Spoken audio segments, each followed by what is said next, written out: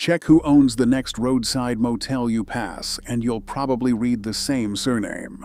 The $40,000 rule, the reason motels beat restaurants, and how one Gujarati community came to hold most of an American industry. This was not luck or coincidence. It was a specific immigration rule, meeting a specific price tag, and once you see the mechanism, you'll see it on every highway in the country. The origin of this entire network traces back to downtown San Francisco in the early 1940s. Kanjibhai Manchu Desai, an immigrant from Gujarat, crossed into the United States from Mexico in 1942. After working in West Coast agriculture, he negotiated a lease on the 32-room Ford Hotel in Sacramento. It was World War II, and the previous Japanese-American operator had been forced into an internment camp. Desai secured the property with a $350 down payment and $75 a month in rent. Soon after, he moved to San Francisco and partnered with another Gujarati immigrant, Nanalal Patel, to lease the Goldfield Hotel. The Goldfield became the first documented Indian-operated hotel in the United States. At the time, Desai was simply seeking a stable livelihood in a new country, operating as an isolated entrepreneur. Yet this single, modest transaction in Northern California established the structural template for what would eventually become a national community business network.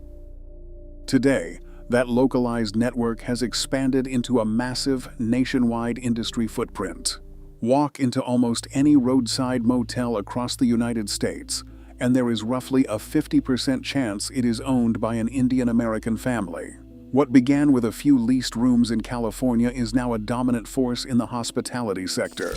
According to the Asian American Hotel Owners Association, AAHOA, Indian Americans now own more than 60% of all hotels and motels combined throughout the country. This trade group, which started with just a handful of founders, has grown to include between 18,000 and 20,000 members. Collectively, these owners control about 20,000 individual properties, representing millions of rooms and a massive slice of the American commercial real estate market. These figures represent an industry-scale phenomenon rather than a collection of one-off business successes. It is a commercial empire built on a single, ubiquitous asset class. But the scale of this footprint raises a question about how this concentration actually works. Within this commercial network, the ownership is not evenly distributed across the vast Indian diaspora. Instead, a stunning majority of these properties trace back to a single state, a single community, and a single family name. Nearly 70% of these Indian American-owned lodging properties are held by families who trace their roots to a single western state in India, Gujarat, and who share the surname Patel. This is a staggering level of internal concentration. To put it in perspective, if a single family name dominated 2/3 of any other multi-billion-dollar American industry, it would draw intense regulatory scrutiny. In the lodging sector, this extraordinary density gave rise to the nickname the Patel Motel Cartel. Despite the provocative label, the phrase serves as informal industry shorthand for a massive ethnic business niche, rather than any evidence of price fixing or illegal collusion. It is a title used by competitors and the families themselves to describe a real estate phenomenon. But this label only sharpens the central mystery. How did a community of new arrivals, starting with no local credit history or major capital, manage to coordinate and capture half of the budget hospitality market across an entire continent? The answer lies not in secret agreements, but in a specific set of rules and a highly disciplined business formula. In 1973, a major shift in United States immigration regulations created a direct pathway to permanent residency. Under this policy, any foreign national who invested at least $40,000 into a viable American business could apply for a green card, provided they actively managed the enterprise. This was a structured legal mechanism designed to attract entrepreneurial capital. At the exact same time, the American roadside property market was undergoing a quiet crisis. The expansion of the interstate highway system, combined with the 1973 oil embargo, left hundreds of older, independent motels bypassed and struggling. Owners were desperate to sell, and the market value of these properties plummeted. Local classified ads and county records from the mid to late 1970s show that smaller, 10 to 30 room motels were routinely listed for sale at prices between $30,000 and $50,000. This created a perfect structural fit.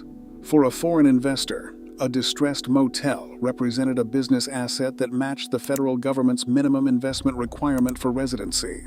By purchasing a $40,000 motel, an immigrant family secured both a commercial property and a legal foothold in America.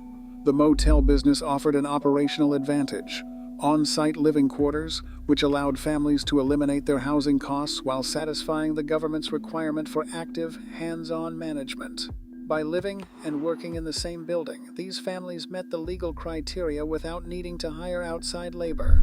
It was a clear mathematical match. A specific immigration policy perfectly met a depressed real estate market.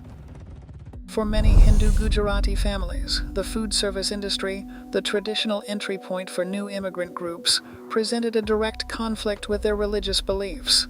A high percentage of these families practice strict vegetarianism, meaning that operating a standard American diner or restaurant required handling and serving meat daily. Beyond religious boundaries, the economics of food service were highly unfavorable. Restaurants demanded major upfront capital for commercial kitchens, expensive supply chains, and complex health department permits. Success also required immediate, fluent English to navigate constant customer interaction. The roadside motel offered a practical alternative. Operating a motel did not involve meat, and the front desk transactions required only basic English. Most importantly, it solved the problem of housing. By living in the manager's quarters behind the front desk, a family eliminated rent and utility bills while keeping labor entirely within the family unit. The property served as both a home and an immediate source of income, transforming a simple real estate purchase into a self-sustaining household enterprise. Once the first motel became profitable, it shifted from a single business into a community launchpad. The original family, now established with clean credit and reliable cash flow, would sponsor a sibling, cousin, or nephew from Gujarat. They signed the immigration papers and pooled surplus cash to fund the newcomers' down payment through interest-free handshake loans. These new arrivals immediately repeated the cycle, living behind the front desk, cutting labor costs, accumulating savings, and eventually financing the next relative in line. This recursive chain of capital and kinship allowed a single property to spawn a dozen more, spreading across county lines and state borders. Within 2 generations, this decentralized compounding engine quietly captured half of the entire American budget lodging market. Today, the ultimate proof of this system is not found in corporate boardrooms, but in the ordinary lobbies along any American highway, where the business license behind the desk quietly bears the name Patel.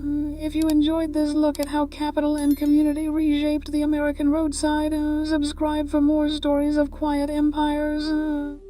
Today, those neon signs represent more than just a place to sleep. They are the physical map of an immigration masterclass. When capital, policy, and kinship align, they don't just build businesses, they quietly reshape the nation. Subscribe for more stories of American enterprise.